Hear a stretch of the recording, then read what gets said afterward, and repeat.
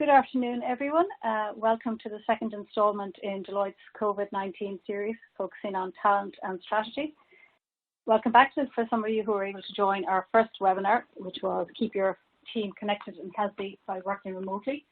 If you weren't able to join that webinar, there is a link that can be found in the invite we sent to you for this webinar. And if you don't have that, just contact us and we'll send on that link. Today, we're going to focus on how leaders can equip themselves to adjust and prioritise new behaviours in these very uncertain times. Just a point of logistics, this webinar is being recorded and we'll get a link out to you very shortly with the recording, with the slides and some thought leadership as well. So before we kick into the content, I want to just introduce the speakers. I'm Valerie Daunt and I lead the Human Capital practice here in Deloitte, Ireland. Also speaking today will be Gary Notley, who leads our HR transformation practice, and he looks at HR transformation and workforce transformation. So you're in good hands, hopefully, today. I'm both delighted to speak to you, although I'm sure some of you are looking out at the sunshine thinking, like to be out there, but we'll be here for 40 minutes. So today's webinar has three sections. Firstly, I'll share the key challenges specific to leaders during the COVID crisis, and we'll also touch on some of the core qualities resilient leaders should have. Second, during our last webinar, we spoke about how you can mobilise your team to work remotely, and today Gary will advise you on how you can master the leadership of remote teams and give some personal insight around that. And finally, we'll open up the discussion to address any questions that you may have. You will see there's a Q&A function at the bottom of your screen. Please, as we go through this afternoon session, please send in questions or submit questions throughout, and we'll address them in the Q&A session. In addition to the Q&A, we'll also have two poll questions, so we want to get some insight from you guys to help us understand the challenges you're experiencing, and we'll touch on those as we go through. So what we're going to focus on today is around leadership and equipping leaders to adjust and prioritise new behaviours. At the end of our last webinar, we asked the audience what one of these 5 areas we should speak to at this session, and this is the one we're going to focus on. So I think you're all probably familiar with all of the changes that are happening in the world as a result of COVID-19. Even since our last webinar, which was 9 or 10 days ago, the situation has significantly evolved. The number of cases worldwide has risen, as has the number of countries with confirmed cases. In Ireland, over the weekend, we've seen the movement restrictions have been extended to the 5th of May, and a strong indication that actually it'll be quite some time before we get back to working in our offices, particularly for non-essential services. I think some of when you look at the Irish timeline, look at the impact of Ireland, particularly for leaders, some of the things that are probably most worrisome at the moment is around the unemployment levels and also in relation to the economy shrinkage. Compared to the same time period in 2019, there is a 7.6% rise in the employment rate. A lot of that happened earlier on, but we're starting to see a gradual increase. Predictions estimate that our economy will likely shrink by 7.1%, so another recession is probable, and this will put serious financial strain on us and our organisations. As leaders, this has significant implications on how we lead, and we are all under immense pressure as a result of this. With this in mind, we hope to guide you through this crisis and impart advice on how you as leaders can equip yourselves to adjust and prioritise new behaviours during COVID-19. As I mentioned, do feel free to send in questions as we go through this session. So there are a number of key challenges that face leaders. As I mentioned, we'll send this deck out to you afterwards. But we spoke to a number of our clients to look at what ones we're hearing the most or what challenges they are facing the most. And the ones highlighted in the green boxes are those they spoke to.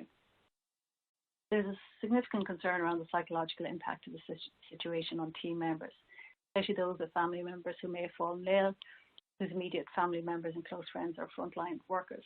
And indeed, the fact that individuals are all working from home in very different and varied situations can be a stressful time for everyone. So we're finding that leaders are significantly worried around that and thinking, how do I support my team? We also found that there's a concern that you may have to temporarily reduce your workforce to minimise the financial impact on the organisation. This may see layoffs, but it may also see shorter working weeks.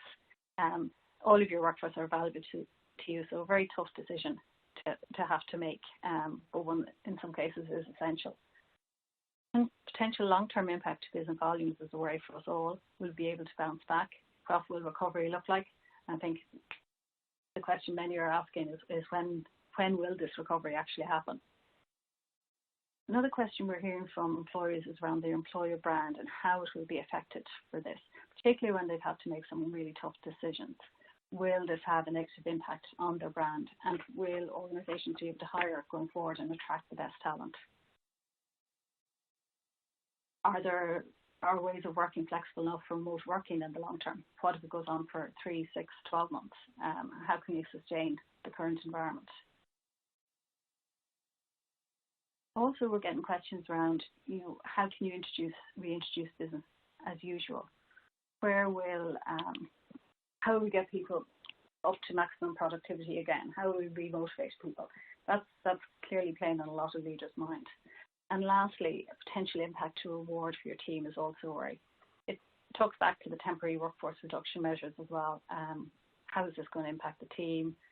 How are you going to keep team motivated when you have to make decisions? Gary is going to talk a little bit more about some tips and tricks around these areas, but they are key challenges, and it's worth considering what are your key challenges, what are the things that are keeping you up at night. We want to do our first poll at this stage and hear your challenges so we can focus a little bit more on it as we go through this webinar. So you will see a number of challenges. Which of these challenges resonates the most with you during these times? And you can select up to 3 options.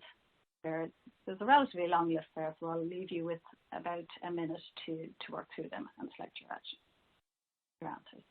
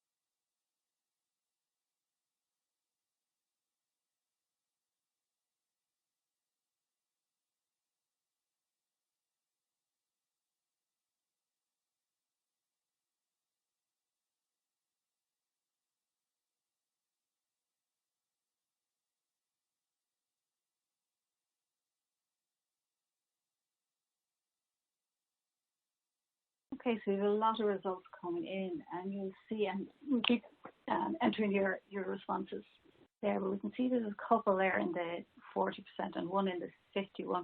So the highest so far is, how can I get my team remotivated back to optimum productivity? And it is a key question. We're hearing a lot as organisations start to look to the recover phase and bringing people back into the office environment when they've probably got quite used to and enjoyed it to some extent working from home. So we'll talk a little bit about that shortly with Gary. The other ones that are coming in quite high are, what will the likely impact be on business volumes, and will there be a psychological impact on my team? So we cover all of those elements as we go through it, and we'll also be able to send you some thought leadership around each of those. Thanks for responding on that. So the last thing I want to talk around is the fundamental qualities of a resilient leader. It's hard to believe really that it's a month since Taoiseach Cleo Varadkar announced the country's schools, colleges and childcare facilities were to close. I'm kind of thinking I'm still in the week 2 phase we're all all organisations are to different phases of dealing with the impacts of this pandemic. It'll depend on the sector you're in. It'll depend on the geography you are.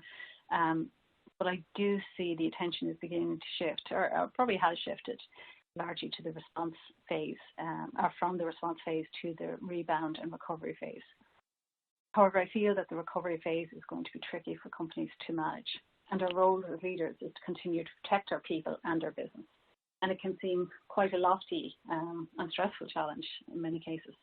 At Deloitte, we've looked at what qualities will stand to lead us through such times, and we believe that there are 5 fundamental qualities of resilient leadership that distinguish successful leaders as they guide their enterprises and teams through the COVID crisis. However, these qualities will equip you as leaders to adjust and prioritise new behaviours during COVID-19. In the middle of the circle, you will see design from the heart and the head. In crisis, the hardest thing can be the softest things.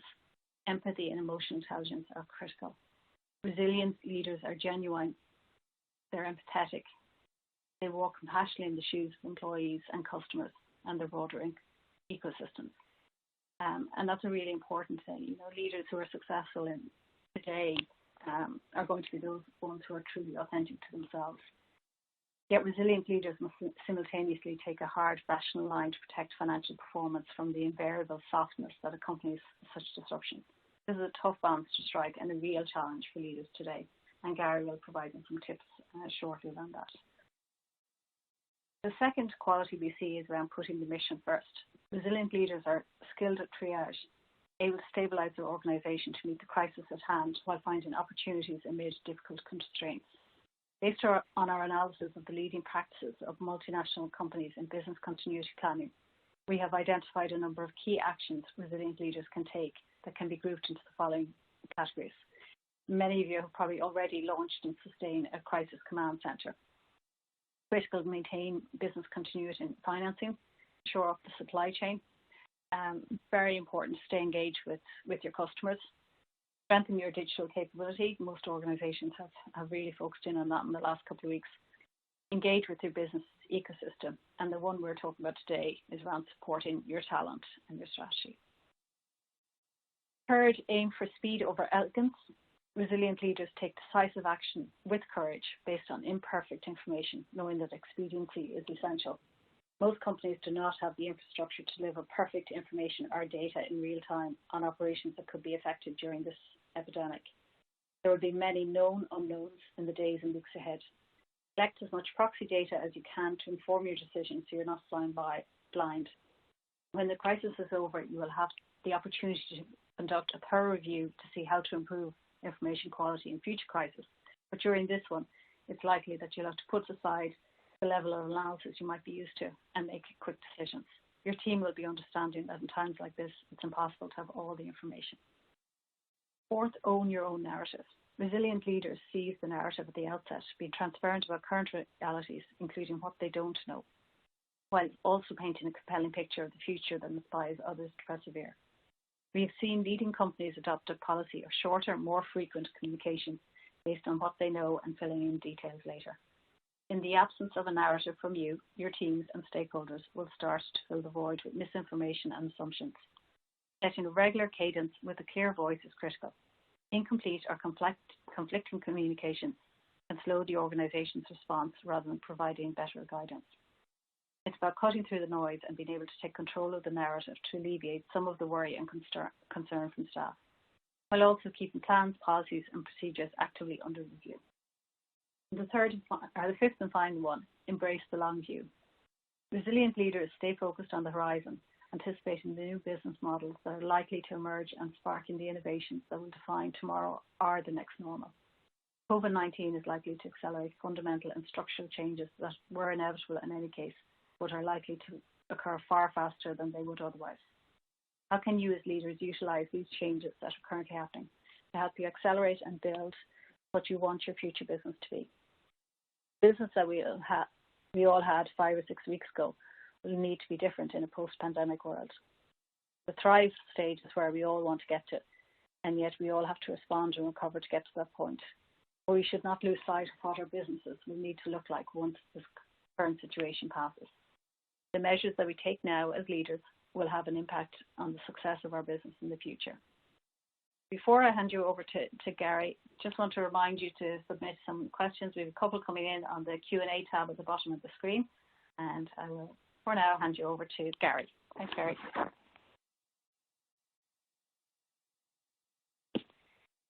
Thanks, Valerie, and good afternoon, everybody. As Valerie mentioned, I lead our HR transformation team in consulting, where we advise clients on how to enable their business strategy through their HR strategy, their HR operating model, and their HR technology. Now, before, and as well during this pandemic, I lead a number of project teams and also a number of informal business support teams, both in a face-to-face manner, but I suppose more presently these days, virtually and remotely. So what I'm hoping to give you is some insights and examples or tips and tricks, as Valerie said, about how to lead your teams through this remote period, while also touching on our thought leadership, which is mastering leadership of remote teams. Now, before COVID-19, remote working was something that many of us could offer to our teams flexibly, depending on their own personal circumstances and preferences. Today is now a necessity for the majority. In our last webinar, we spoke about how to mobilize your teams to work remotely.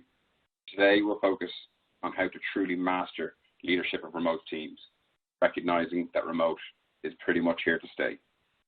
As a leader, you need to lead by example and embrace remote as your new normal. This is an opportunity to take virtual leadership to the next level and learn how to deliver impact differently. Remote working as a default will likely stay relevant even after the crisis subsides. Now that we know remote working can work well, your team members will likely want to work remotely more frequently, even when the option of going back to the office is back open. In Deloitte, we see 8 key principles to mastering the leadership of remote teams, and we'll explore each of these 8 principles in more detail in the coming slides. Firstly, you need to reignite your team purpose and clarify your roles. So you need to ensure your team knows their purpose both at an overall, but also on a day-to-day individual level. Are they clear on what they need to get done, by when, and how? For example, on one of my recent projects, which commenced just as the restrictions came into place, we overinvested our time to understand and reaffirm the outcomes expected from the project. And this was really to ensure that the team were aligned and empowered to work towards their individual outcomes and not be micromanaged in this more remote environment. Secondly, when working remotely, certain roles, such as a meeting facilitator, have become very important. For key meetings, we'd suggest delegating who is facilitating, who is documenting, who's following up on actions afterwards. And do not leave these necessary or new roles open for ambiguity. A good tip here is to put all your meeting materials on your shared working location and completing your notes and agreeing your actions during the meeting so that there's no additional time spent documenting or following up post-meeting. As we all know, there's many back-to-back meetings these days, so any time saved will be valuable. And lastly, you need to avoid being the bottleneck. Once your team are clear on their purpose and their roles, you can let go of control where you can and trust your team members to deliver. You could trust them in the office, so why can't you do so remotely too? Our second principle is around establishing a new rhythm. The first 30 days as a virtual team will determine how you work together for as long as that team lasts. Given we're a number of weeks into this, some of you may already be mastering this principle. But what we found works across consulting is to openly discuss and agree your individual work schedules with your teams and their preferred methods of communication. One thing's for certain, there's no 2 situations the same during this period, so do acknowledge and manage around this. Be intentional about your informal gatherings. You may be surprised at how much you miss the casual chats in the office or the coffee breaks with your colleagues. Make a conscious effort to slot these catch-ups in. The social element of work needs to be retained as much as possible. And your recurrent activities should be scheduled and retained. But last time we spoke about how we in Human Capital Consulting have a 15-minute catch-up or check-in at the start of every day, where we update on all things work-related, but more importantly, some lighthearted discussion about Netflix and podcasts we're enjoying. And don't forget about your more longer term recurring meetings, the weekly and monthly team meetings. Ensure to keep these active, but try to find new ways to cover your usual agenda. And lastly, make sure you embrace the awkwardness. Sometimes it is weird having virtual drinks, and do make sure that if a team member's pets or children join the conversation, to embrace it. And you never know, they may well have something valuable to add. Our third principle is to ensure you track capacity and progress. You need to have awareness of your team's individual and collective capacity. Ensuring it's key to engagement and productivity. However, getting it right requires discipline and consistent use of technology. To make this easier for your team, help them prioritize existing and new tasks. Be clear on what your priorities and expectations are. Reassess what tasks are no longer relevant and what tasks may now be missing. Proactively and continuously updating capacity is essential. You should always know who you can support on and when. Encourage your team to let them know if they need to step away for other priorities so that you can find someone else to take over. You can't help with something if you don't know about it. Maintaining a shared overview of tasks is also important. In some instances, we use a virtual Kanban, which works great, but even a simple shared Excel file can be enough here to help track what needs to be done, what's in progress, and what's complete. The last principle on this slide is about leveraging technology to collaborate. So encouraging co-creation and imaginative thinking by using technologies that let you work together on a shared canvas, such as Microsoft Teams or Zoom. Just because you cannot draw on a physical whiteboard doesn't mean you cannot collaborate easily. And another project I ran before the pandemic was a global project where we used our webcams and remote working consistently. But we still positioned our cameras sometimes with a whiteboard or a white wall behind us so we could illustrate our points more easily in real time. Establishing a setup to drive collaboration. So decide what platforms will work for your team. You'll find that different platforms work for different purposes.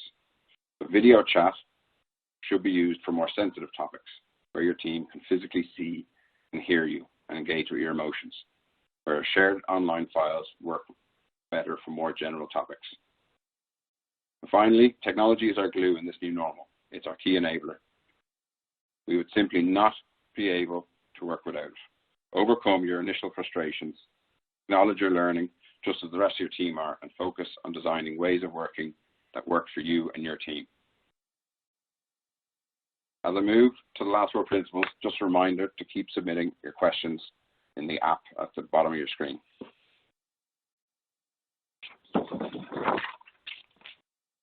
Our 5th principle is about being visible and checking in frequently.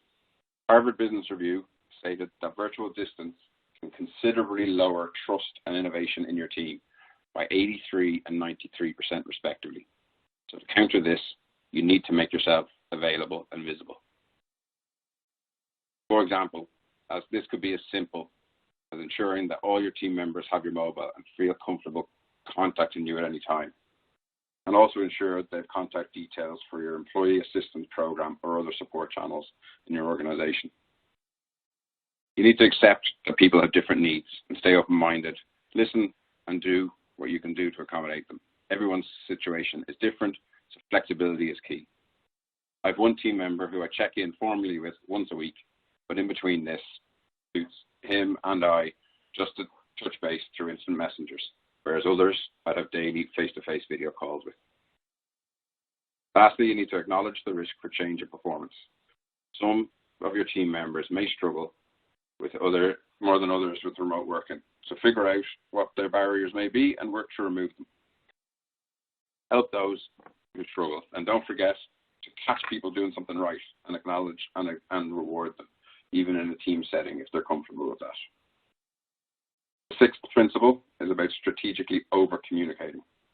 When it comes to remote leadership, there can never be too much communication, and seek feedback from your team to get a sense of their preference as regards to the communication's content, format, and frequency. Increasing communication during disruptive times means keeping team members updated at every stage, even if you don't have an update. Just let them know that you don't have one. Sometimes no news really is good news. during this period. We'd also encourage you to delegate your messages across your leadership team. And I'm sure you, like us, have assigned second roles or hats across your leadership teams. So this is the opportunity for those individuals to step forward, own their topic, and keep the teams updated on them, and also field the questions in relation to performance management, annual leave, or other topical matters. And lastly, be creative in how you communicate, not just relying on emails. Explore other tools to stay relevant and dynamic. So consider sending a funny meme into your team's WhatsApp group, or sending your weekly updates over a pre-recorded video. Our seventh principle is around empower and promote self-leadership. Leading remotely presents a paradox, as you need to keep a full overview of all the work in play, but you cannot lead on everything at once. You need to encourage your team to self-drive their work, to use remote working as an opportunity for them to own their own initiatives, and empower them to take action and keep the wheels turning. In order to do this, you must fully embrace failure and learn from it. I bet that first team Zoom call that you held probably didn't go as well as expected. But just try a different approach next time. And you can really test this period as an opportunity to trial your agile principles, particularly around failing fast and learning fast. Lastly, you need to build trust among your team, because that will drive innovation. Giving your team members the green light to act fast and experiment with new tools and solutions, even if they don't end up sticking to them in the long run, will result in some unexpected benefits and outcomes. Our last principle is around ensuring well-being. You need to become more alert than ever to your team's engagement. Not seeing them face-to-face or picking up on the unseen emotion on the office floor is probably the biggest challenge for us as leaders. You need to ensure boundaries between personal and professional lives, so don't call your team members after 7 o'clock if you know that's their kids' bedtimes. And finally, encourage healthy routines to minimize the risk of burnout. Exercise, nutrition, and all the other well-spoken topics. To conclude on this 8th topic, I'd just say finally, leading by example and championing your team's rules for well-being, but also general rules for ways of working, the real test of leaders during this period. Your team will look to you for guidance and direction during this uncertainty.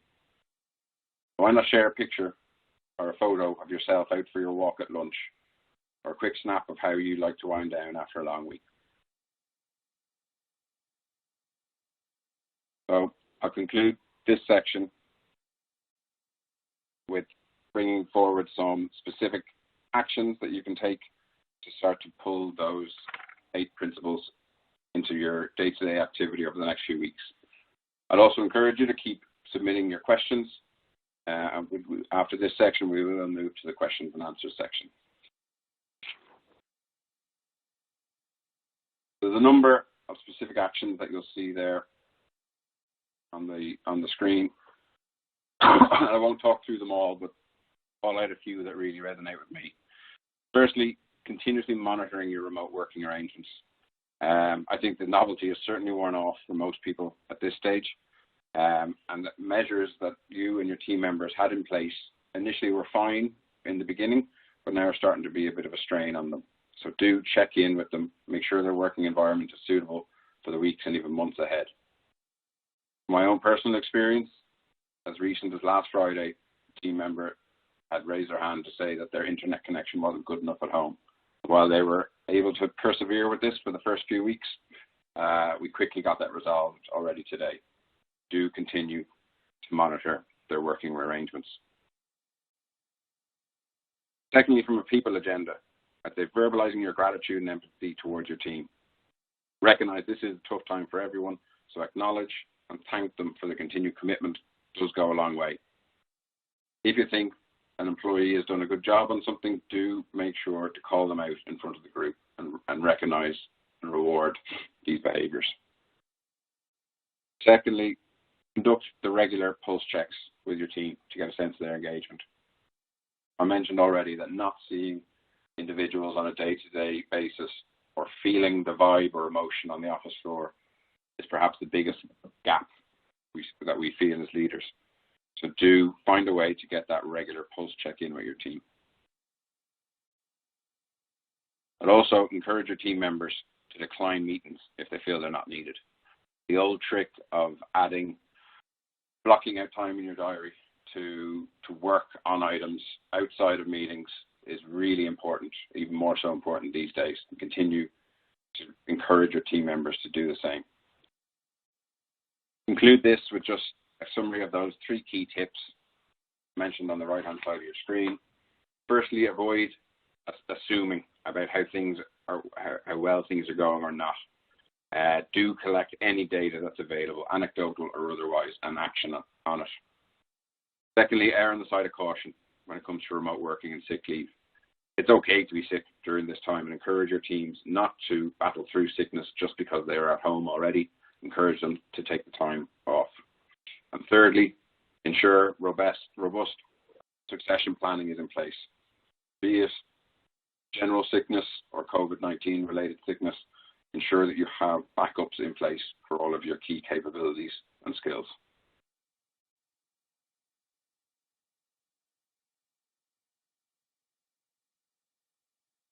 So this draws this section to a conclusion. We will move towards some questions and answers now for the next portion of the webinar. I encourage you to continue submitting your questions and answers. We've had a number coming through so far, which we'll continue to moderate. So I hope you found the 2 sections so far useful. Firstly, on the qualities of resilient leadership that Valerie talked to, and then the 8 principles for mastering leadership of remote teams that I presented. There's a lot of publications out there. So really, as I mentioned at the beginning, what we wanted to do was bring this to life through our own insights, experiences, examples, and tricks. We might kick off the question section. And Valerie, I will pitch the first question your way. No problem. So, question in here. In your experience as a leader, what is the single most important thing a leader can do for his or her team at the moment? I think the key one is, well, it's probably a mix of 2. One, keep an eye on what the mission of the group is or the team is, and communicate constantly reiterating, what is it that the team is there to do, and how are they achieving that while being remote working. There's probably a lot of negative commentary, hopefully a lot of people have pulled away from social media, but it's really important to keep communicating to the team, but keep reiterating what the purpose of that team is and how you're going to get through this together. And that's particularly important if you've had to make some tough decisions, be it reductions in pay, be it layoff, be it pushing holiday or annual leave early. Any of those, always have an impact on the team. So keep communicating, keep explaining why they're being done, and how ultimately this is all to get us to the recover and, more importantly, the thrive phase.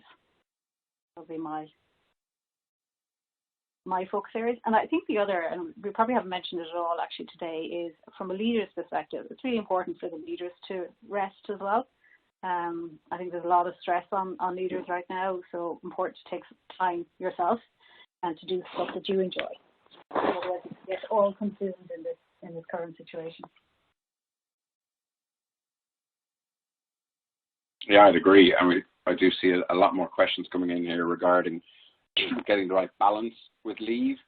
So how do we manage people cancelling their leave as they're nowhere to go currently, but while still maintaining compliance with the Working Time Act.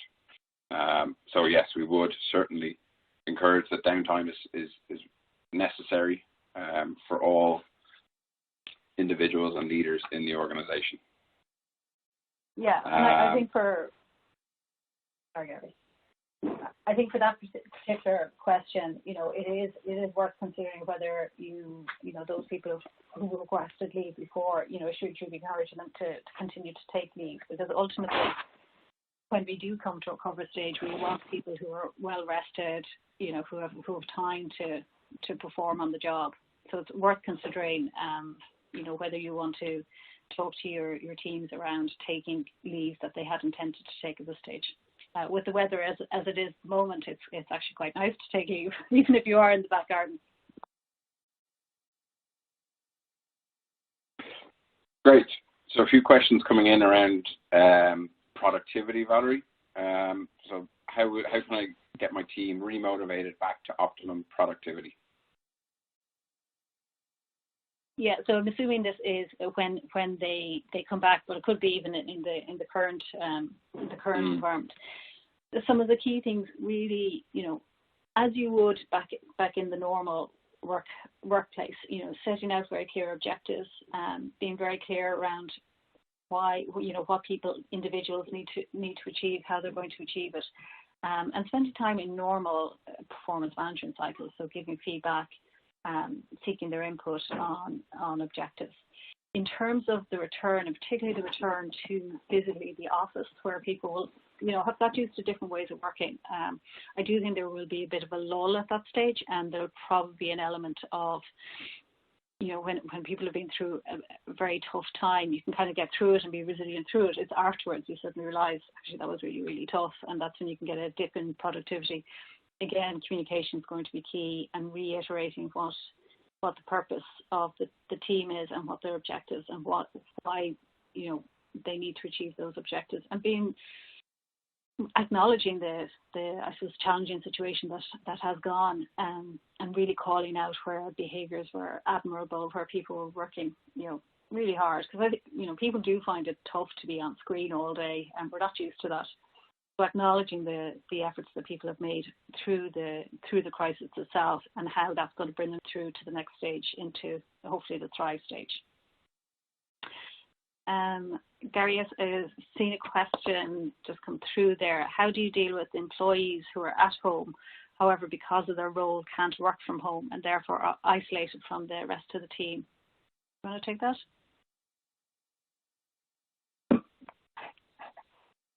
Sure.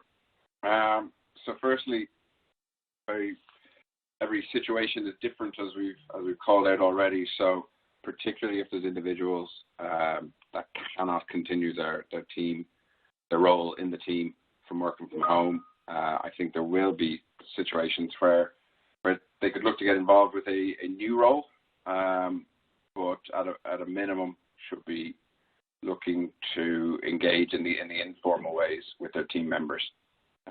Just because they aren't involved in their previous day-to-day tasks with their team members, perhaps there's another area of work they could pick up, or at a minimum try to stay involved with those informal channels. Yeah, great. And I think you mentioned our daily stand-up. Getting everyone involved in that, even if their role has changed, or it's not one that's contributing, for actually bring them into those stand-ups and having those regular interactions, really important at this point in time. And there's another question, Gary. How do I deal with some people who will want to remain working from home after the pandemic? I think that's a real live issue, actually, that's likely to happen. Any thoughts on that? Yeah, we're seeing a few questions coming in on this. And I think, look, we mentioned already, remote working will become the norm. I certainly have a few individuals that I thought would never have advocated working from home, and they're the people sending out the articles now and promoting these remote ways of working. So it is about re-looking at how the work gets done. I think as we move into more of our recover and thrive phases of this crisis, so re-looking at all of the work that needs to get done, be it in your HR function or across the wider organization, reassessing the capabilities that are needed to complete that, and seeing how working from home can be built into your new reality. I think secondly then, I think there's also initiatives will be needed around incentivizing, and I don't mean financially, but incentivizing individuals to go to the office and to pick up those face-to-face interactions again. So there is, it's about, again, identifying the work that benefits from being face-to-face, and supporting individuals to come in as part of that. And I think lastly, just to mention, if there's a well-being question that individuals would not want to leave their home for safety reasons, there would be specific interventions needed to address that. Great, thanks, Gary. Just conscious of time, we're gone a little bit over. What we'll do is all of the questions, because there's some unanswered questions there, we will we'll respond to them all and send you out a Q&A with all the questions that have been posed. Mm-hmm. So before we head, we discussed and some of those challenges have come up there. So we're just going to quickly move on to the poll question. We discussed the challenges that you leaders are facing in the workplace as a result of COVID-19 crisis. But what about when the crisis is over? So following up on your that very last question. So if you look at those, can you select up to 3 options in which way you think the workplace will change as Ireland recovers from the current crisis? And we're going to use these responses in our next webinar and focusing on some of these key areas. So I'll give you a minute just to go through those and respond. Up to 3.